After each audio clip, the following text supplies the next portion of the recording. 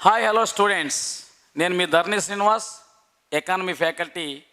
ఈ రెండు తెలుగు రాష్ట్రాల్లో గత 20 సంవత్సరాల నుంచి ఎకానమీ బోధిస్తున్నటువంటి ఫ్యాకల్టీ.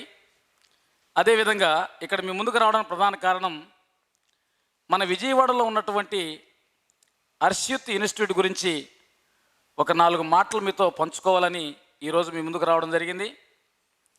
ఇక్కడ హర్షిత్ ఇన్స్టిట్యూట్ అనేది లబ్బిపేటలో ఇటీవల కాలంలో, అంటే అంతకుముందు మనకు చుట్టుకుంట రోడ్లో ఉన్నటువంటి ఇన్స్టిట్యూట్ని లబ్బిపేటకు మార్చడం జరిగింది.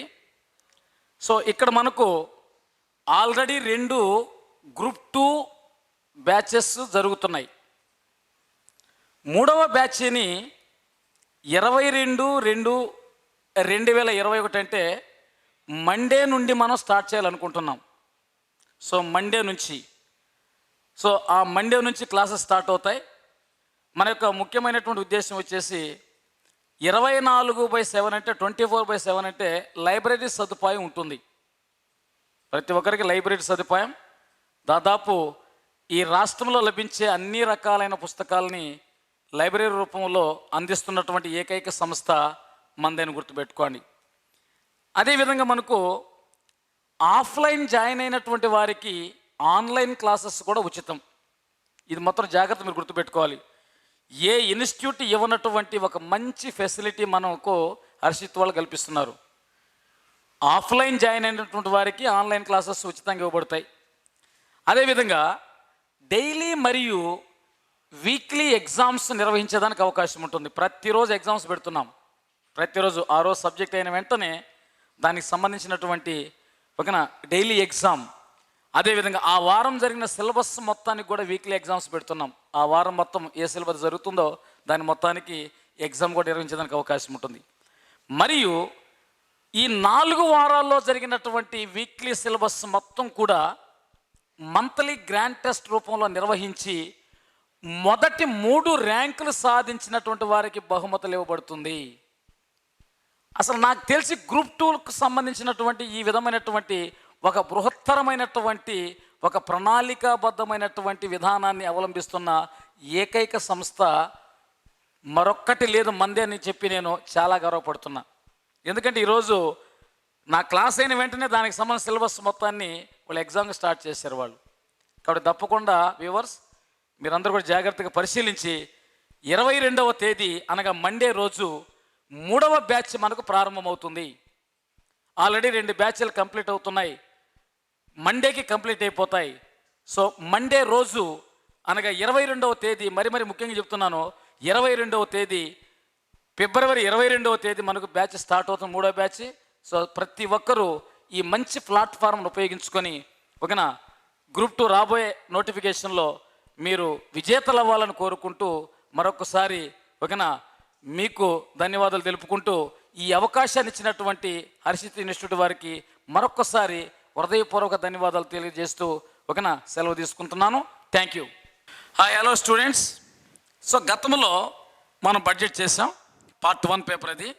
ఇప్పుడు పార్ట్ 2లో బడ్జెట్ని మనం ఇంత సులభంగా నేర్చుకునేదానికి అవకాశం ఉందా అనేది ప్రధానమైన శీర్షిక. సరే, ఈ బడ్జెట్లో మనకు కొన్ని ముఖ్యమైనటువంటి అంశాల మీద మీకు అవగాహన కల్పిస్తాను. ఇవి జాగ్రత్తగా ఎగ్జామినేషన్ పాయింట్ ఆఫ్ వ్యూకి మనకు చాలా చక్కగా ఉపయోగపడేదానికి అవకాశం ఉంటుంది. సో అవేందో చూద్దాం ఒకసారి. 1, ఆరోగ్య రంగం మీద, ఆరోగ్య రంగం 2,23,846 కోట్ల రూపాయలు కేటాయించారు.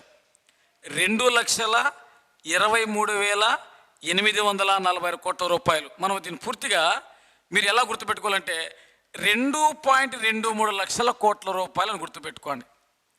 సరే, ఇది గత బడ్జెట్ కంటే 137% అధికంగా ఉంది. ఏంటంటమ్మా? 137% అధికంగా ఉంది. సో లాస్ట్ ఇయర్ బడ్జెట్కి ఈ సంవత్సరం బడ్జెట్కి వేరియేషన్ చూస్తే 137% ఈజ్ మోర్. సో ఈ బడ్జెట్లో కోవిడ్ వ్యాక్సినేషన్ కోవిడ్ వ్యాక్సినేషన్ కోసం 35,000 కోట్ల రూపాయలను కేటాయించారు. ఇది మనకు వెరీ వెరీ ఇంపార్టెంట్. దీన్ని కొంచెం జాగ్రత్తగా మీరు నోట్ చేసుకోండి. 35,000 కోట్ల రూపాయలను ఓకేనా ఈ కోవిడ్ వ్యాక్సినేషన్ కోసం ఖర్చు పెట్టడం జరిగిందని బాగా గుర్తుపెట్టుకోండి. ఓకే, సో అదేవిధంగా మనం చూస్తే 75 సంవత్సరాలు దాటిన వాళ్ళు 75 సంవత్సరాలు దాటిన వాళ్ళు తమ ఆదాయ పన్ను రిటర్న్స్ని సమర్పించాల్సిన పని లేదు. బ్యాంకులే వారికి సంబంధించినటువంటి టీడీఎస్ని మినహాయించేదానికి అవకాశం ఉంది. పాయింట్ నెంబర్ 2లో గుర్తుపెట్టుకోండి. 75 సంవత్సరాలు దాటినటువంటి వారికి ఇన్కమ్ ట్యాక్స్ రిటర్న్స్ని ఓకేనా సమర్పించాల్సిన పని లేదు. బ్యాంకులే ఎగ్జంప్షన్ ఇస్తాయి. అదేవిధంగా చూస్తేమ్మా 2014 నాటికి ఓకేనా ఆదాయ పన్ను ఫైల్స్ చేసిన వాళ్ళు 3.31 కోట్ల మంది ఉంటే 2020 నాటికి ఈ ఆదాయ పన్ను రిటర్న్స్ని ఫైల్స్ చేసిన వాళ్ళు 6.48 కోట్లకు పెరిగారు. 6.48 కోట్లకు పెరిగారు. సో ఇది గుర్తుపెట్టుకోండి. అంటే 2020 ప్రకారము భారతదేశంలో ఆదాయ పన్నుకు సంబంధించినటువంటి ఫైల్స్ చేసిన వాళ్ళు 6.48 కోట్లను గుర్తుపెట్టుకోండి. సో ఇక్కడ మనం గుర్తుపెట్టుకోవాల్సిన అంశం ఏంది? కోవిడ్ వ్యాక్సినేషన్ కోసమేమో 35,000 కోట్ల రూపాయలు. ఓకేనా 2020 ప్రకారము తమ ఆదాయాలను వెల్లడి చేసిన వాళ్ళు 6.48 కోట్ల మంది అని గుర్తుపెట్టుకోండి. అదేవిధంగా మూడో అంశం మనం చూస్తేమ్మా ఈ మూడో అంశంలో మనకు ఏమిచ్చాడనంటే స్టార్టప్ కంపెనీలకు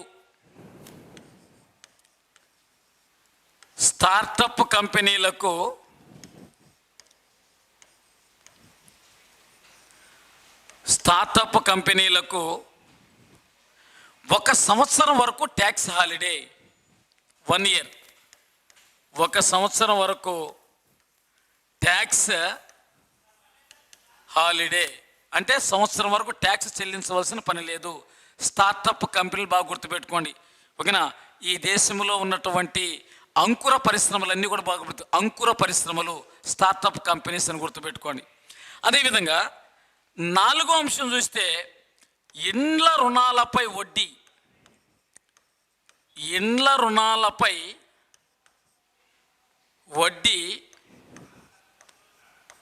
1.5 లక్షల రూపాయల వరకు ఎగ్జంప్షన్ అంటే మినహాయింపు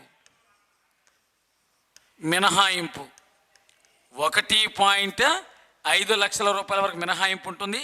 ఇది కూడా 1 సంవత్సరం వరకు వాళ్ళకి గడువును పెంచడం జరిగింది.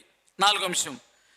అదేవిధంగా 5వ అంశంగా చూస్తే ఆటోమొబైల్ సామాన్లు కానీ సౌర విద్యుత్ పరికరాలు కానీ వీటి మీద కస్టమ్స్ పన్నును పెంచారు.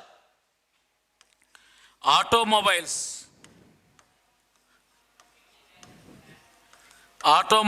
పరికరాలు, సౌర విద్యుత్ పరికరాలు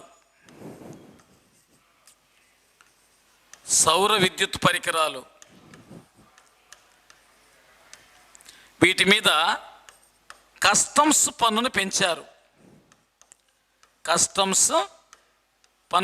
రేపు ఎగ్జామినేషన్లో ఏ వస్తువుల మీద కస్టమ్స్ పన్ను పెంచారు అడిగినప్పుడు మనకు ఉపయోగపడుతుంది.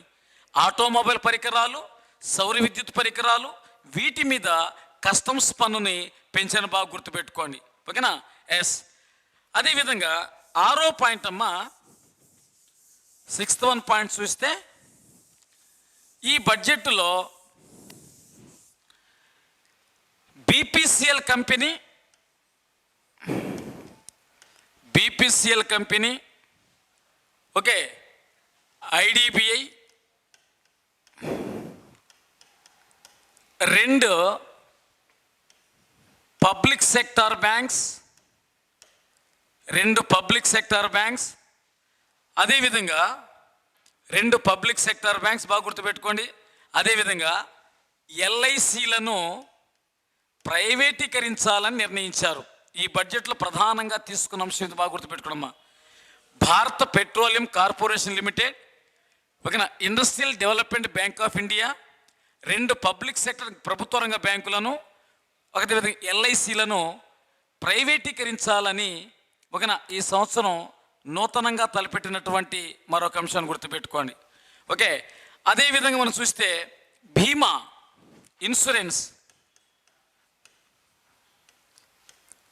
ఇన్సూరెన్స్ రంగానికి ఎఫ్డిఐస్ 49% నుండి 74% పెంచాలని నిర్ణయించారు. ఫారిన్ డైరెక్ట్ ఇన్వెస్ట్మెంట్స్ ఇన్సూరెన్స్ రంగం అంటే బీమా రంగానికి 49% నుండి 74% పెంచాలని ఓకేనా ఈ సంవత్సరం నిర్ణయం తీసుకోవడం జరిగింది. అదేవిధంగా పెట్టుబడుల ఉపసంహరణ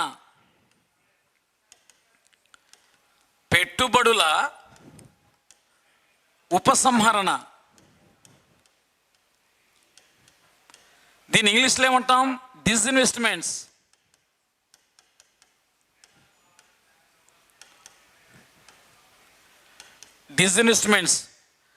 ఈ సంవత్సరం లక్ష్యం 1.75 లక్షల కోట్ల రూపాయలుగా నిర్ణయించారు. 1.75 లక్షల కోట్ల రూపాయలుగా నిర్ణయించారు. బాగా గుర్తుపెట్టుకోండి. ఓకేనా, ఈ సంవత్సరం కొత్తగా తలపెట్టిన కార్యక్రమాలన్నీ కూడా ఇవన్నీ గుర్తుపెట్టుకోండమ్మా. ఇన్సూరెన్స్ని ఓకేనా, ఎఫ్డిఐ విదేశీ ప్రత్యక్ష పెట్టుబడుల్లో 49% నుంచి 74% ఓకేనా 74% పెంచాలి. డిస్ఇన్వెస్ట్మెంట్స్ని 1,75,000 ఓకేనా అంటే 1.75 లక్షల కోట్ల రూపాయలకి పెంచాలనేది లక్ష్యము. అదేవిధంగా ఆదాయ పన్ను స్లాబులు మారలా. ఏం మారలా. ఇప్పుడు ఫర్ ఎగ్జాంపుల్ ఏమైనా చూస్తే మనకు చూస్తామా ఓకేనా 2,50,000 రూపాయల వరకు నో ఇన్కమ్ ట్యాక్స్ అమ్మా, పన్ను లేదు. 2,50,000 రూపాయల వరకు ఆదాయ పన్ను లేదు. 2,50,000 ₹1 నుంచి 5 లక్షల వరకు ఓకే 5% ట్యాక్స్, ఇన్కమ్ ట్యాక్స్. 5 లక్షల నుంచి ఓకే 10 లక్షల వరకు ట్యాక్స్ 20%. 10 లక్షలు దాటితే ట్యాక్స్ 30%. ఇది యాజ్ యూజువల్ ఇలానే మనకున్నాయి. కాబట్టి మనకు చూస్తే ఆదాయ పన్ను స్లాబ్స్ ఏం మనకు మారలా, యాస్టిస్ అలానే ప్రవేశపెట్టారు. బాగా గుర్తుపెట్టుకోండి. ఇవన్నీ మనకి ఎగ్జామ్కి ఉపయోగపడతాయి. 2,50,000 రూపాయలు సాంవత్సరిక ఆదాయం కలిగిన వాళ్ళకి నో ట్యాక్స్, ప్రయాణం ఇన్కమ్. అది 2,50,000 ₹1 నుంచి 5 లక్షల రూపాయల వరకు 5% ట్యాక్స్ ఉంటుంది. అదేవిధంగా 5 లక్షల రూపాయల నుంచి 10 లక్షల రూపాయల వరకు ప్రయాణం సంపాదిస్తే 20% ట్యాక్స్ ఉంటుంది. 30 lakhs దాటితే ఓకేనా సరే మా 10 lakhs దాటితే 30% ట్యాక్స్ ఉంటుంది. 30%. బాగా గుర్తుపెట్టుకోండి. సో ఆదాయ పన్నులో ఎటువంటి మార్పులు లేవు. Okay yes. అదేవిధంగా మౌలిక రంగంలో పెట్టుబడులు పెరిగాయి. బాగా గుర్తుపెట్టుకోండి. మౌలిక రంగంలో పెట్టుబడులు 5.54 లక్షల కోట్ల రూపాయలు అని అంటున్నాడు. ఓకేనా, ఇన్ఫ్రాస్ట్రక్చరల్ ఓకేనా ఇన్వెస్ట్మెంట్స్ అంటాం మనం. మౌలిక వసతుల పెట్టుబడులు 5.54 లక్షల కోట్ల రూపాయలను బాగా గుర్తుపెట్టుకోండి.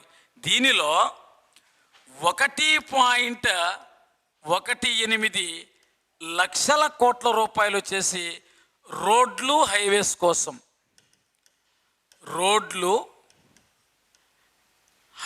కోసం అలాట్ చేశారు. 1.08 లక్షల కోట్ల రూపాయలు వచ్చేసి రైలు రంగానికి కేటాయించారు. మౌలిక వసతుల కల్పనలో బాగా గుర్తుపెట్టుకోండి. రోడ్ల కోసము 1.18 లక్షల కోట్ల రూపాయలు రోడ్స్ అండ్ హైవేస్ కోసము, 1.08 లక్షల కోట్ల రూపాయలు ఇచ్చి ఒక రైల్వే రంగానికి కేటాయించారు. ఈ సంవత్సరం అగ్రి సెస్ కూడా ఏర్పాటు చేశారు. ఈ అగ్రి సెస్ ద్వారా 30,000 కోట్ల రూపాయలు సమీకరించాలని లక్ష్యము. ఈ సంవత్సరం అగ్రి సెస్ని ఏర్పాటు చేశారు. అగ్రి సెస్ దీన్ని ఏమంటారంటమ్మా, ఏఐడిసి అంటాం. AIDC agricultural infrastructural development cess అంటున్నాం. అగ్రికల్చరల్ ఇన్ఫ్రాస్ట్రక్చరల్ డెవలప్మెంట్ సెస్ బాగా గుర్తుపెట్టుకోండి.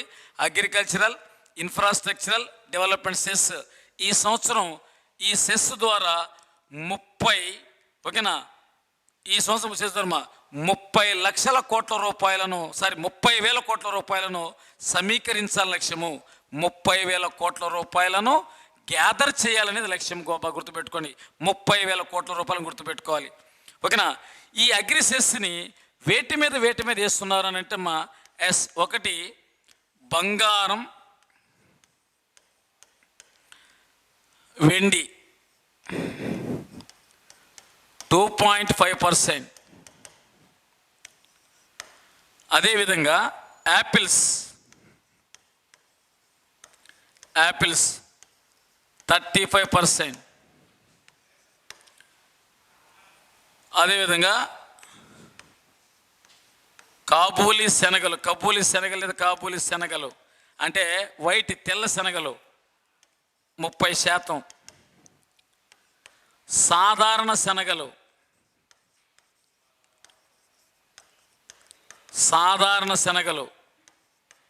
50% అగ్రిసెస్.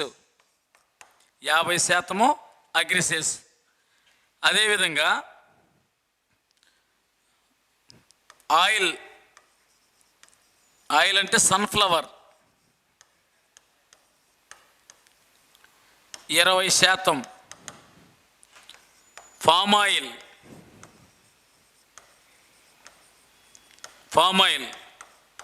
17.5% ఫామ్ ఆయిల్ మీద. అదేవిధంగా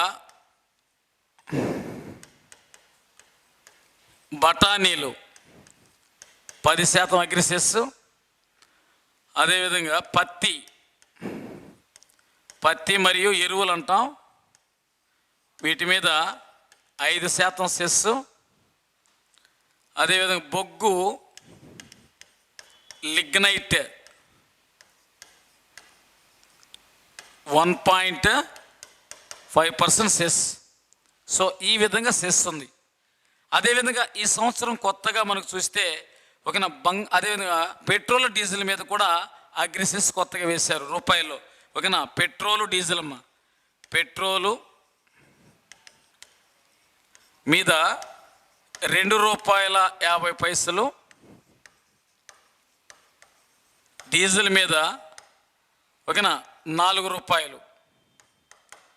డీజిల్ మీద ₹4 అగ్రిసెస్. ఈ సెస్ చాలా ఇంపార్టెంట్ మనకు. ఓకేనా. సెస్ అంటే ఏంటంటమ్మా, సెస్ ఓకేనా సెంటర్ ఫార్, బాగా గుర్తుపెట్టి, సెంటర్ ఫార్ ఎక్స్పెరిమెంటల్ ఓకేనా social service. Centre for experimental social సర్వీస్ని మనము సెస్ అంటున్నాం. సెస్ అంటే ట్యాక్స్ ఆన్ ట్యాక్స్, పన్ను మీద పన్ను విధిస్తున్నారు. ఈ మొత్తం పన్ను కూడా ఓకేనా ఎవరికి చెందుతుంది? కేంద్ర ప్రభుత్వానికి చెందుతుంది. రాష్ట్ర ప్రభుత్వానికి 1 పైసా కూడా సెస్ ద్వారా రాదు. ఓకేనా. అదేవిధంగా ఈ సంవత్సరం 7 మెగా టెక్స్టైల్ ఓకేనా పార్కులు ఏర్పాటు చేయాలి లక్ష్యం అమ్మ. 7 మెగా టెక్స్టైల్ ఇన్వెస్ట్మెంట్ పార్కులను ఏర్పాటు చేయాలి లక్ష్యము. ఇది మిత్రా పథకం ద్వారా ఏర్పాటు చేస్తారు. 7 బాగా గుర్తుపెట్టుకోండి, 7 మెగా టెక్స్టైల్ ఇన్వెస్ట్మెంట్ పార్క్స్ అంటున్నాం. 7 మెగా టెక్స్టైల్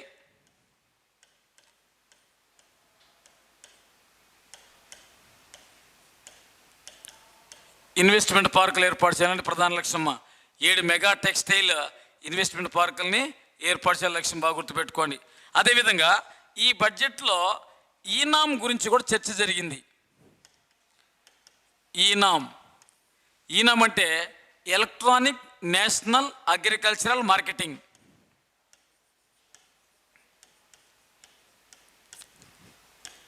ఎలక్ట్రానిక్ నేషనల్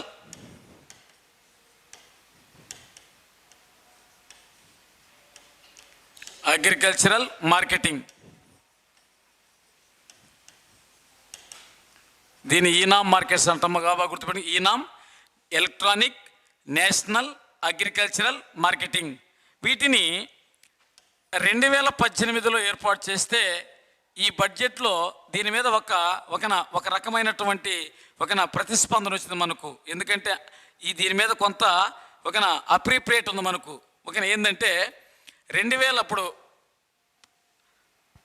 వీటిని ఏర్పాటు చేస్తే 2021 నాటికి ఇవి దీంట్లో 1.68 కోట్ల మంది రైతులు తమ పేర్లు నమోదు చేసుకున్నారు. 1.68 కోట్ల మంది రైతులు తమ పేర్లు నమోదు చేసుకున్నారు. అదేవిధంగా ఈనాం ద్వారా 1.14 కోట్ల రూపాయలు ట్రాన్సాక్షన్ చేశారు. 1.14 కోట్ల రూపాయలని నగదు వ్యవహారాలు నడిపించారు. అంటే ట్రాన్సాక్షన్ అంటే మామూలుగా తీసుకోవడం జరిగింది. సో టోటల్గా ఈనాంలో 1.68 కోట్ల మంది రైతులు తమ పేర్లు నమోదు చేసుకున్నారు. అందుకనే ఈ బడ్జెట్లో దీనికి సంబంధించినటువంటి కొన్ని మార్కెట్లు అంటే మండీలను, అంటే 1000 మండీలను ఈనాంలో చేర్చాలని నిర్ణయించారు. 1000 మండీలు అంటే మామూలుగా చిన్న చిన్న మార్కెట్లు అంటే సంతలు అంటున్నాం, బాగా గుర్తుపెట్టుకోండి. అదేవిధంగా ఈ బడ్జెట్లో విశాఖ అదేవిధంగా విశాఖ, చెన్నై, కోచి, పారాదీప్,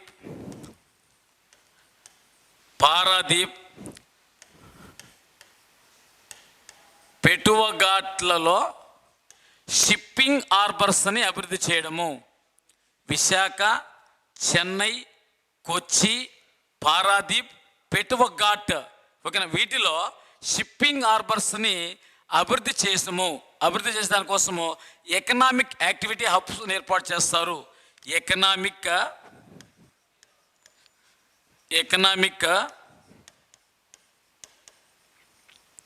యాక్టివిటీ హబ్స్ని ఏర్పాటు చేస్తారు. ఎకనామిక్ యాక్టివిటీ హబ్స్ని ఏర్పాటు చేస్తారు, బాగా గుర్తుపెట్టుకోండి. విశాఖ, చెన్నై, కోచ్, పారాదీప్, పెటువఘాట్ వంటి ప్రాంతాలలో హార్బర్లను డెవలప్ చేయడము, బాగా గుర్తుపెట్టుకోండి. అదేవిధంగా ఇందాక మనం చెప్పుకున్నాం, మనం పెట్రోలు డీజిల్ మీద అగ్రిసెస్ అని చెప్పుకున్నాం. పెట్రోలు డీజిల్ మీద అగ్రిసెస్, దీని ఒకసారి జాగ్రత్తగా మనం పరిశీలిస్తే మనకి ఈజీగా అర్థమయ్యేదానికి అవకాశం ఉంటుంది. పెట్రోలు డీజిల్ మీద అగ్రిసెస్ ఎలా ఉంటుందో ఒకసారి చూడండి. పెట్రోలు డీజిల్ మీద అగ్రిసెస్ ఎలా ఉంటుందో ఒకసారి జాగ్రత్త చూడమ్మా. అంటే ఎలా వేస్తున్నారంటే కస్టమర్లకు ఎటువంటి భారం లేకుండా ఈ ట్యాక్స్ని వేస్తున్నారు. ఇప్పుడు ఎక్సైజ్ ట్యాక్స్ వేయాలంటే ఎక్సైజ్ డ్యూటీ అంటాం. ఈ ఎక్సైజ్ డ్యూటీని వేసేటప్పుడు ఏమేం పనులు విధిస్తారు అని అంటే బాగా గుర్తుపెట్టుకోండి. బేసిక్ ఎక్సైజ్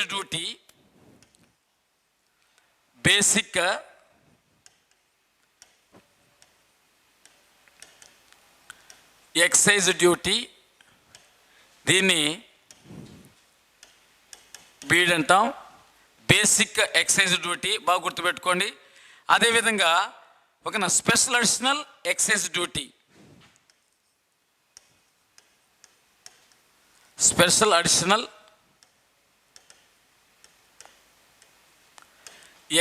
డ్యూటీ,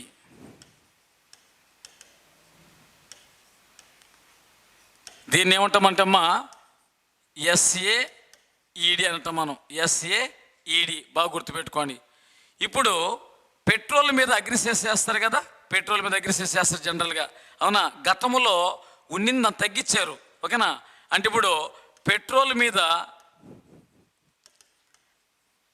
మీద గతంలో బేసిక్ ఎక్సైజ్ డ్యూటీ ఎంత ఉండేదంటే ₹2.98 ఉంటే దీన్ని ₹1.04 తగ్గించారు, బాగా గుర్తుపెట్టుకోండి. అదేవిధంగా స్పెషల్ అడిషనల్ ఎక్సైజ్ డ్యూటీ గతంలో ₹12 ఉంటే ఇప్పుడు ₹11 చేశారు. ఇప్పుడు పెట్రోల్ మీద అగ్రిసెస్ ఎలా ఉంటుంది చూడమ్మా. పెట్రోల్ మీద అగ్రిసెస్ ఎంత ఉంది మనకు? ఎంత వేసాడు? ₹2.50.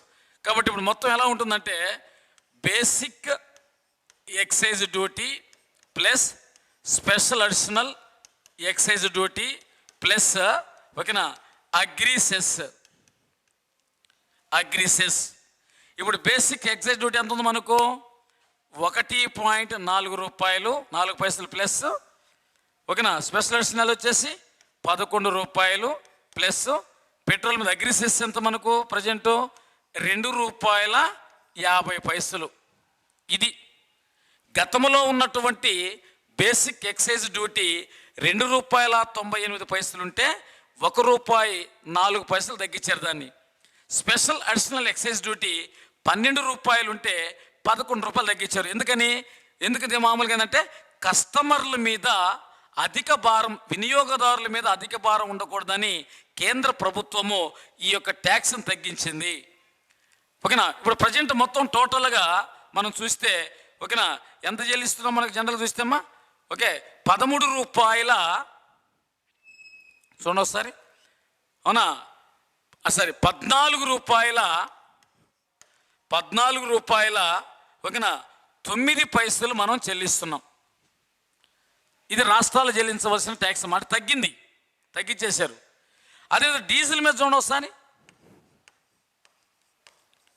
డీజిల్ మీద మనం చూస్తే basic excise duty plus special additional excise duty plus agri cess ఓకేనా. సో గతంలో డీజిల్ మీద ఎంత వేసేవాళ్ళు అంటమ్మా? గతంలో డీజిల్ మీద ₹4.93 వేస్తే దీన్ని ప్రజెంట్ ₹1.08. ₹4 బాగా గుర్తుపెట్టుకోండి. ₹4.93 అయితే ₹1.08. అదేవిధంగా ఓకేనా స్పెషల్ అడిషనల్ ఎక్సైజ్ డ్యూటీ ₹9 అయితే ఇది ₹8 అయింది. దీన్ని బట్టి చూడండి ఒకసారి. బేసిక్ ఎక్సైజ్ డ్యూటీ ఎంత? 1.8 ప్లస్ స్పెషల్ వచ్చేసి ₹8 ప్లస్ అగ్రిసెస్ వచ్చేసి ₹4. 1.8 ₹8 ₹4 టోటల్గా 13.83. సో ఈ విధంగా పెట్రోలు డీజిల్ మీద అగ్రిసెస్ని ఈ విధంగా విధిస్తారు. గుర్తుపెట్టుకోండి, పెట్రోలు డీజిల్ మీద అగ్రిసెస్ని ఈ విధంగా విధిస్తారు. అగ్రిసెస్ విధించేదానికి ముందు బేసిక్ ఎక్సైజ్ డ్యూటీ ఉంటుంది, స్పెషల్ అడిషనల్ ఎక్సైజ్ డ్యూటీ ఉంటుంది. బాగా గుర్తుపెట్టుకోండి. ఓకే. అదేవిధంగా మనం చూస్తే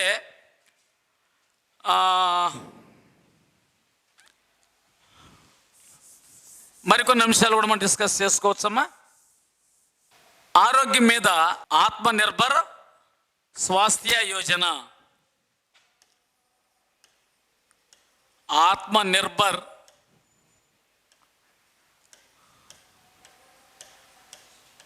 స్వాస్థ్య యోజన. సో ఈ పథకం కోసం, ఆత్మనిర్భర్ స్వాస్థ్య యోజన పథకం కోసం 64,180 కోట్ల రూపాయలు కేటాయించారు. 64,180 కోట్ల రూపాయలు. ఓకేనా. ఇందులో ఆరోగ్య కుటుంబ సంక్షేమ శాఖ, ఆరోగ్య కుటుంబ సంక్షేమం, ఆరోగ్య కుటుంబ సంక్షేమ శాఖ కోసము 71,268.77 కోట్ల రూపాయలు కేటాయించారమ్మా.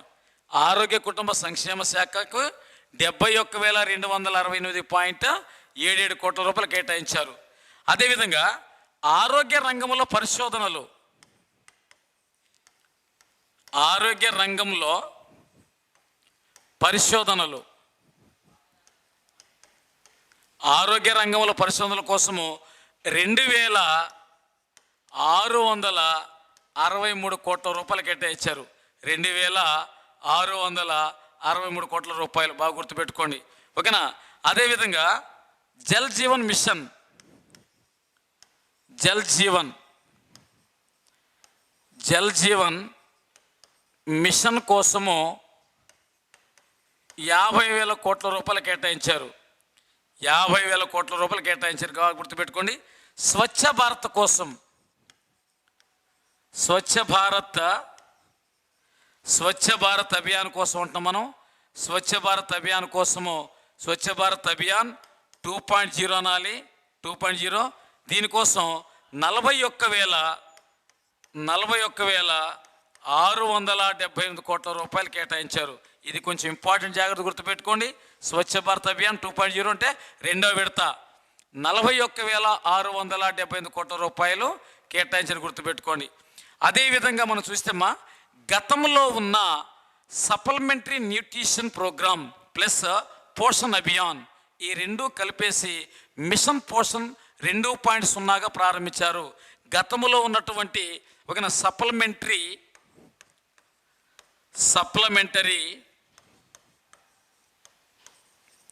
న్యూట్రిషన్ ప్రోగ్రామ్ ప్లస్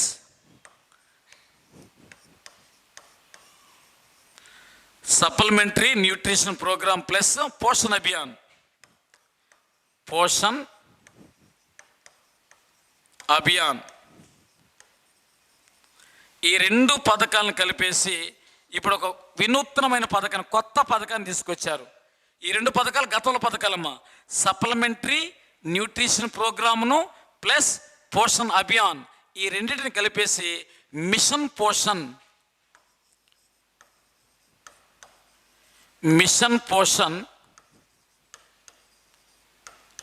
2.0 అనే కొత్త పథకాన్ని తీసుకొచ్చారు. మిషన్ పోషణ్ 2.0. ఓకేనా. దీన్ని 112 జిల్లాలు అమలు చేయాలని లక్ష్యమ్మా. 112 జిల్లాల్లో అమలు చేయాలనేది లక్ష్యం. బాగా గుర్తుపెట్టుకోండి.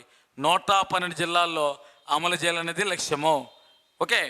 అదేవిధంగా మరో ముఖ్యమైన అంశం అమ్మా, వ్యవసాయ రంగం. Very very most important. ఈ సంవత్సరం వ్యవసాయ రంగంలో బడ్జెట్ వచ్చేసి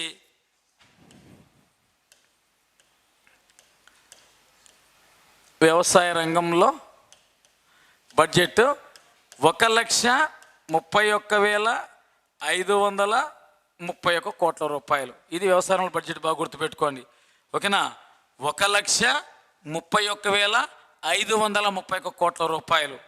అదేవిధంగా వ్యవసాయానికి ఇచ్చే రుణాల పరిమితి 10% పెంచారు. రుణాల పరిమితి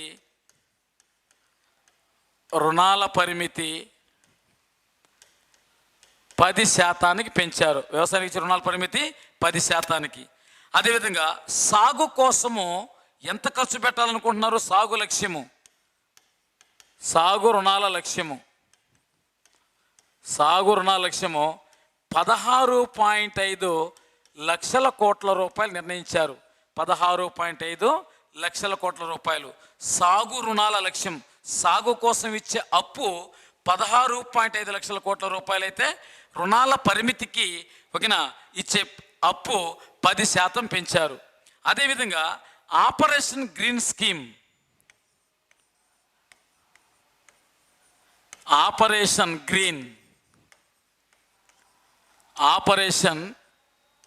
గ్రీన్ స్కీమ్ ఈ పథకం ప్రధాన ఉద్దేశమా వ్యవసాయ అనుబంధ రంగాల ఉత్పత్తులను ఎగుమతి పెంచే కార్యక్రమం.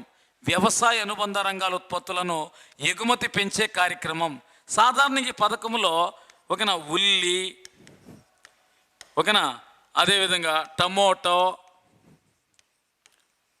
బంగాళాదుంపలు ఉండేది. ఉల్లి, టమోటో, బంగాళాదుంపలు ఈ 3 ఉత్పత్తులను ఎగుమతి చేసేవాళ్ళు. ఓకేనా. ఈ బడ్జెట్లో దీన్ని 22 పంటలకు పెంచారు. 22 పంటల్ని ఈ సంవత్సరం నుంచి ప్రత్యేకంగా తీసుకునేదానికి అవకాశం ఉంటుంది. అదేవిధంగా వ్యవసాయ రంగంలో సూక్ష్మ సేద్యం కోసం 5,000 కోట్ల రూపాయలను ఈ సంవత్సరం బడ్జెట్లో కేటాయించారు.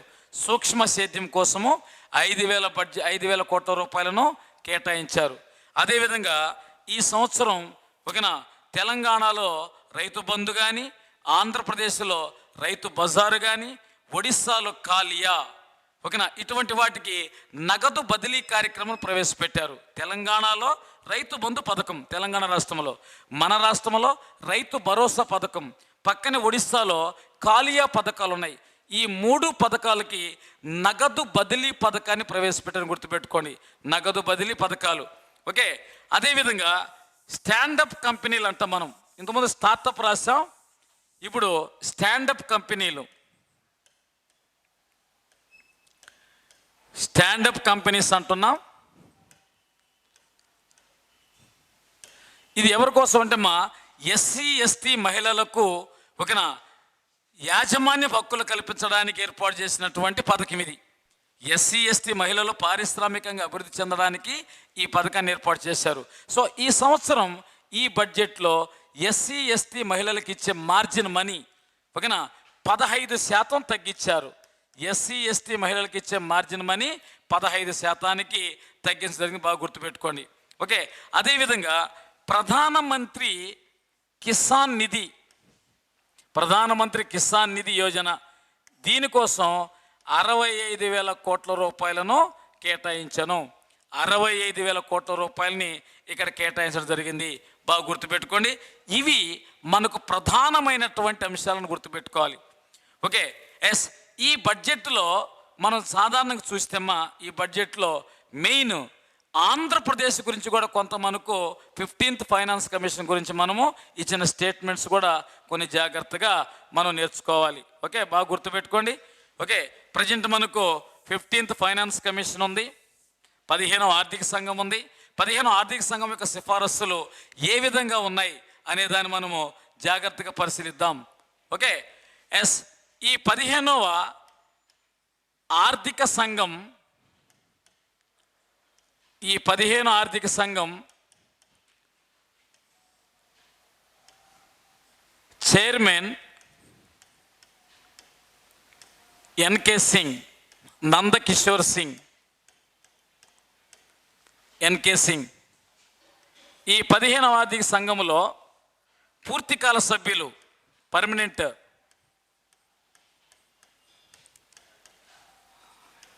పూర్తికాల సభ్యులు 3.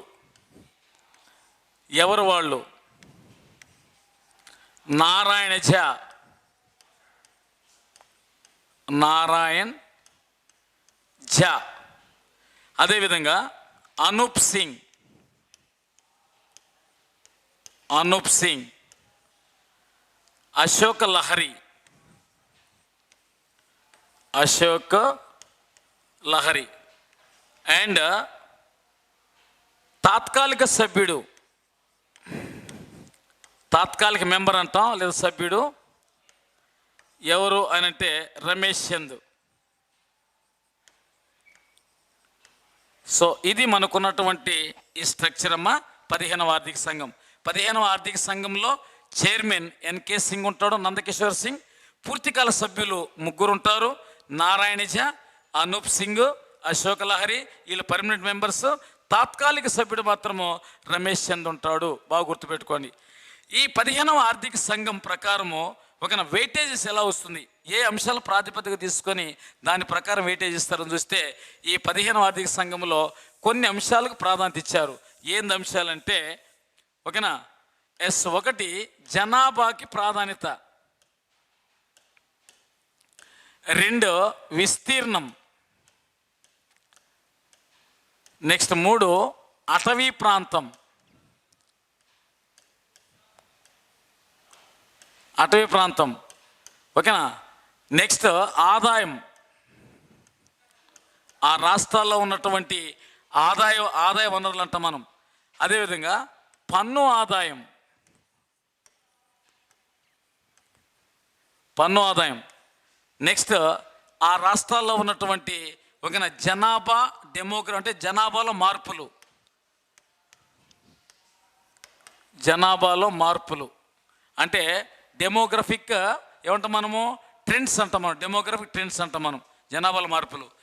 ఇక్కడ జనాభాకి 15% వెయిటేజ్, విస్తీర్ణానికి 15% వెయిటేజ్, అటవీ ప్రాంతానికి 10% వెయిటేజ్, ఆదాయం ఆ రాష్ట్రంలో యొక్క GSDP అంటాం మనం, ఆదాయానికి 45% వెయిటేజ్, పన్ను ఆదాయానికి 2.5% వెయిటేజ్, ఒకన డెమోగ్రఫిక్ డివిడెండ్స్లో ఒకన 12.5% వెయిటేజ్, టోటల్గా 100% వెయిటేజ్తో ఒకన ఈ అంశాలను బేస్ చేసుకొని ఆయా రాష్ట్రాలకు గ్రాంట్ ఇస్తుంది. ఫర్ ఎగ్జాంపుల్ చూస్తే 14వ ఆర్థిక సంఘం ప్రకారము ఆయా రాష్ట్రాలకు ఇచ్చే గ్రాంట్ 42% అయితే 15వ ఆర్థిక సంఘం ప్రకారము ఇది 41%కి తగ్గింది. 14వ ఆర్థిక సంఘం ప్రకారం చూస్తే ఆయా రాష్ట్రాలకు ఇచ్చే గ్రాంట్ అవునా ఎంత వస్తుందంటే 42% సిఫారసు చేస్తే 15వ ఆర్థిక సంఘం 41%కి ఒక తగ్గించడం జరిగింది. బాగా గుర్తుపెట్టుకోండి. సరే, 14వ ఆర్థిక సంఘం ప్రకారం మనకు 4.305% ఒక గ్రాంట్ లభిస్తే 4.305 గ్రాంట్ లభిస్తే ఇప్పుడు 15వ ఆర్థిక సంఘం ప్రకారము 4.11% మాత్రమే మనకు లభించేదానికి అవకాశం ఉంటుందంటే మనకు వచ్చే గ్రాంట్ తగ్గింది. సో దీని వలన మన ఆంధ్రప్రదేశ్కి సుమారుగా 11,000 కోట్ల రూపాయల నష్టం రావచ్చని మన ఆర్థికవేత్తల అంచనా. 11,000 కోట్ల రూపాయల నష్టం రావచ్చును. చూడండి, అంటే 14వ ఆర్థిక సంఘానికి 15వ ఆర్థిక సంఘానికి సిఫారసులు తేడా ఉంది. అవునా? అంటే ఒక్కొక్క శాతాన్ని తగ్గించి ఏం చేయాలంటే జమ్మూ కాశ్మీర్ వంటి రాష్ట్రాలకు, అంటే కేంద్రపాలిత ప్రాంతాలను అభివృద్ధి చేయాలనేది ప్రధానమైన ఉద్దేశం, గుర్తుపెట్టుకోండి. ఓకే, సరే, మనకు 15వ ఆర్థిక సంఘం ఏ విషయాల మీద మనకు సిఫారసు చేసింది, ఏ అంశాలు ఇవ్వాలనుకుంటుంది అని చూస్తే 15వ ఆర్థిక సంఘం ప్రకారము ఒకనా ఏపీకి 5 సంవత్సరాల్లో వివిధ పద్ధతుల ద్వారా ఆర్థిక సంఘం సిఫారసుదమ్మా. వివిధ పద్ధతుల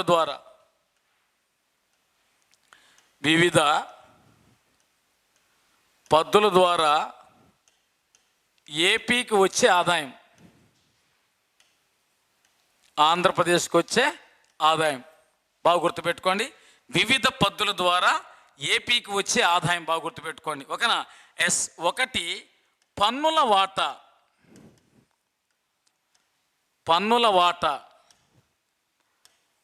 నెక్స్ట్ 2 బాగా గుర్తుపెట్టు, 2 రెవెన్యూ లోటు గ్రాంట్. రెవెన్యూ లోటు గ్రాంట్ ఇస్తున్నారు, రెవెన్యూ లోటు గ్రాంట్. నెక్స్ట్ 3 స్థానిక సంస్థల గ్రాంట్లు.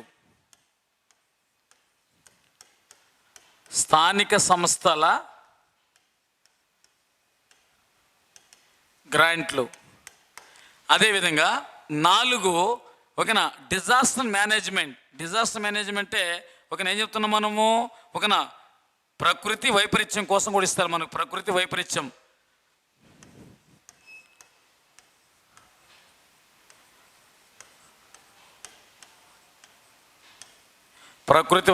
కోసం కూడా ఇస్తారు మనకు డిజాస్టర్ మేనేజ్మెంట్.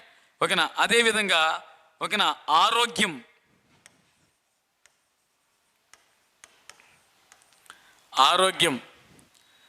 అదేవిధంగా ప్రధానమంత్రి గ్రామ సడక్ యోజన PMGSY అంటే రోడ్లు. ప్రధానమంత్రి గ్రామ సడక్ యోజన అంటే రోడ్లను గుర్తుపెట్టుకోవాలి. అదేవిధంగా న్యాయ వ్యవస్థ కోసం,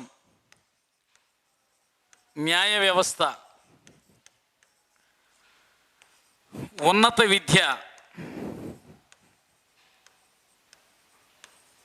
విద్య, వ్యవసాయం, అగ్రికల్చర్. 10 రాష్ట్ర అభివృద్ధి, ఏపీ స్టేటస్ కోసం. సో వీటి మీద మనకు వివిధ పద్ధతుల ద్వారా ఆర్థిక సంఘం మనకు 5 సంవత్సరాల కాలంలో మనకు కొంత అమౌంట్ని రిలీజ్ చేస్తుంది. పన్నుల వాటాల కోసము 1,70,976 కోట్ల రూపాయలు మనకు ఈ 5 సంవత్సరాల కాలంలో వస్తుంది. అదేవిధంగా రెవెన్యూ లోటు గ్రాంట్ 30,497 కోట్ల రూపాయలు వస్తుంది. అదేవిధంగా స్థానిక సంస్థలకు 18,063 కోట్ల రూపాయలు. 18,063 కోట్ల రూపాయలు. డిజాస్టర్ మేనేజ్మెంటు 6,183 కోట్ల రూపాయలు. 6,183 183 కోట్ల రూపాయలు, ఆరోగ్యం 877 కోట్ల రూపాయలు, పిఎంజిఎస్వై 344 కోట్ల రూపాయలు, న్యాయ వ్యవస్థ కోసం 295 కోట్ల రూపాయలు, ఉన్నత విద్య కోసం 250 కోట్ల రూపాయలు. అవునా? వ్యవసాయము 4209 కోట్ల రూపాయలు, రాష్ట్ర అభివృద్ధి 2300 కోట్ల రూపాయలు. సో టోటల్గా ఈ అమౌంట్ మనకు ఓకేనా శాంక్షన్ చేశారు. ఓకేనా? ఈ మొత్తం అమౌంట్ ఓకేనా ఎంత ఉంది అని చూస్తే టోటల్ చూస్తేమ్మా 2,34,013 కోట్ల రూపాయలు. ఇది మనకు 5 సంవత్సరాల కాలంలో మన రాష్ట్రానికి వచ్చే ఓకేనా వివిధ రకాల పద్ధతులను గుర్తుపెట్టుకోండి. ఓకేనా? ఒకసారి చూస్తే మా పన్నుల వాటా కంటే పన్నుల ద్వారా వచ్చే వాటా 1,70,976 కోట్లు, రెవెన్యూ లోటు గ్రాంట్ ఓకేనా 30,497 కోట్లు, స్థానిక సంస్థలకు వచ్చే గ్రాంట్ ఓకేనా 18,063 కోట్లు, ప్రకృతి వైపరీత్యం కోసం ఇచ్చే గ్రాంట్ 6,183 కోట్ల రూపాయలు, ఆరోగ్యం కోసము 877 కోట్ల రూపాయలు, ప్రధానమంత్రి గ్రామ సడక్ యోజన రోడ్ల కోసము 344 కోట్ల రూపాయలు, న్యాయ వ్యవస్థ కోసము 295 కోట్ల రూపాయలు, ఉన్నత విద్య కోసము ఓకేనా 250 కోట్ల రూపాయలు. బాగా గుర్తుపెట్టుకోండి, 250 కోట్ల రూపాయలు. అదేవిధంగా వ్యవసాయం కోసం 4,209 కోట్ల రూపాయలు, రాష్ట్ర అభివృద్ధి కోసము 2,300 కోట్ల రూపాయలు. సో టోటల్గా ఓకేనా 2,34,013 కోట్ల రూపాయలు వస్తుంది. సరే, ఈ 15వ ఆర్థిక సంఘం ద్వారా ఏ రాష్ట్రాలు అభివృద్ధి పొందుతున్నాయి, ఏ రాష్ట్రాలకు లాభం ఉంది, ఏ రాష్ట్రాలకు నష్టం ఉంది చూస్తే జాగ్రత్తగా మనం పరిశీలిస్తామా ఇది కూడా మనకి ఎగ్జామినేషన్ పాయింట్లో ఉపయోగపడడానికి అవకాశం ఉంటుంది. 15వ ఆర్థిక సంఘం యొక్క సిఫారసుల ప్రకారము కొన్ని రాష్ట్రాలకు ఉపయోగం ఉంది. ఏవే రాష్ట్రాలు అంటే, ఒకటి బీహార్, నెక్స్ట్ 2 ఛత్తీస్గఢ్, నెక్స్ట్ 3 గుజరాత్, 4 మధ్యప్రదేశ్, 5 మహారాష్ట్ర, 6 రాజస్థాన్, 7 జార్ఖండ్, 8 ఓకేనా పశ్చిమ బెంగాల్ లేదా వెస్ట్ బెంగాల్. ఈ రాష్ట్రాలకు లాభం ప్రయోజనం పొందే రాష్ట్రాలు ఇవి: బీహారు, ఛత్తీస్గఢ్, గుజరాత్, మధ్యప్రదేశ్, మహారాష్ట్ర, రాజస్థాన్, జార్ఖండ్, వెస్ట్ బెంగాల్. ఓకేనా? అండ్ తర్వాత మామూలుగా బాగా నష్టపోయే రాష్ట్రాలు, బాగా తగ్గిన రాష్ట్రాలు ఏమన్నాయని చూస్తే ఆంధ్రప్రదేశ్, తెలంగాణ, ఓకేనా, కర్ణాటక, ఓకే, కేరళ. ఈ రాష్ట్రాలకు బాగా తగ్గింది, తగ్గిందని గుర్తుపెట్టుకోండి. ఓకేనా?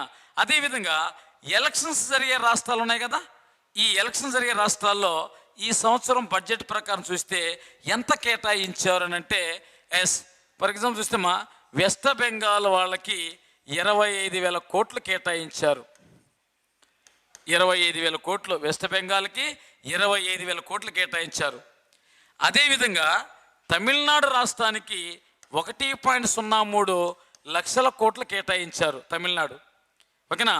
అదేవిధంగా మనం చూస్తే కేరళకి 65,000 కోట్లు కేటాయించారు, 65,000 కోట్లు. అదేవిధంగా హర్యానాకి చూస్తే అస్సాంకి చూస్తే ఓకేనా 19,000 కోట్ల రూపాయలు కేటాయించారు. అస్సాం 19,000 కోట్ల రూపాయలని ఈ విధంగా కేటాయించడం జరిగింది. కాబట్టి వివిధ రాష్ట్రాల్లో అంటే 4 రాష్ట్రాలు ఎలక్షన్ జరుగుతున్నాయి కాబట్టి ఆ 4 రాష్ట్రాల వారికి ఓకేనా ఈ సంవత్సరం బడ్జెట్లో కేటాయించి గుర్తుపెట్టుకోవడమా. వెస్ట్ బెంగాల్ 25,000 కోట్ల రూపాయలు, తమిళనాడు 1.03 లక్షల కోట్ల రూపాయలు, కేరళ 65,000 కోట్ల రూపాయలు, అస్సాం 19,000 కోట్ల రూపాయలు గుర్తుపెట్టుకోండి. ఓకే. అదేవిధంగా మన జనరల్ చూస్తేమా ఈ సంవత్సరం బడ్జెట్లో మనకు రక్షణ రంగం నామమాత్రంగా ఉంది. రక్షణ రంగం ఎంత ఉంది మనకు? నామమాత్రంగా ఉంది. ఎందుకు రక్షణ రంగం నామమాత్రం ఉందంటే ఓకేనా గతంలో మనకు చూస్తే ఓకేనా 4.71 లక్షల కోట్ల రూపాయలు మాత్రమే బడ్జెట్లో కేటాయిస్తే ఈ సంవత్సరం 4.78 లక్షల కోట్ల రూపాయలు కేటాయించారు. అంటే సుమారుగా ఇది 1.4% మాత్రమే. ఈ సంవత్సరం రక్షణ రంగం కోసం మనకు చాలా తక్కువ కేటాయించి, గుర్తుపెట్టుకోండి. 1.4% మాత్రం జరిగింది. అంటే 4.78 లక్షల కోట్ల రూపాయలు కేటాయించారు. ఇందులో 1.35 లక్షల కోట్ల రూపాయలు ఒక వెపన్స్ కొనుగోలు చేసేదానికి, యుద్ధ విమానాలు కొనుగోలు చేసేదానికి, వీటి కోసము ప్రత్యేకంగా కేటాయించాలని మనకు ప్రధానంగా చెప్తున్నారు. ఓకే, అదేవిధంగా మనం చూస్తే మనకు విశాఖపట్నము నౌకా నిర్మాణం అంటున్నాం మనం. విశాఖపట్నము నౌకా నిర్మాణము అంటే విశాఖపట్నంలో ఉన్నటువంటి మనకు జనరల్ మనం చూస్తేమా ఓకేనా, విశాఖపట్నంలో ఉన్నటువంటి నౌకా నిర్మాణం కోసము 1400 కోట్ల రూపాయలు కేటాయించారు. 1400 కోట్ల రూపాయలు మా విశాఖపట్నము నౌకా పరిశ్రమలో మౌలిక సదుపాయాల కోసం. విశాఖ మౌలిక సదుపాయాలు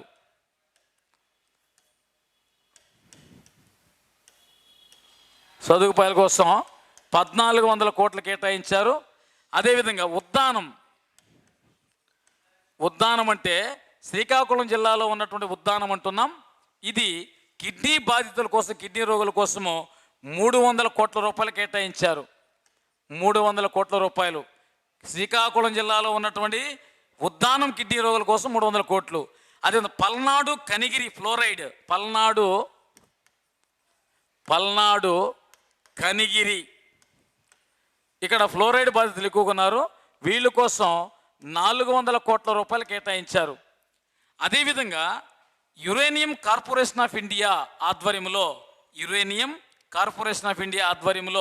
ఒకన పులివెందులలో శుద్ధి కార్యకలాపాల కోసం పులివెందుల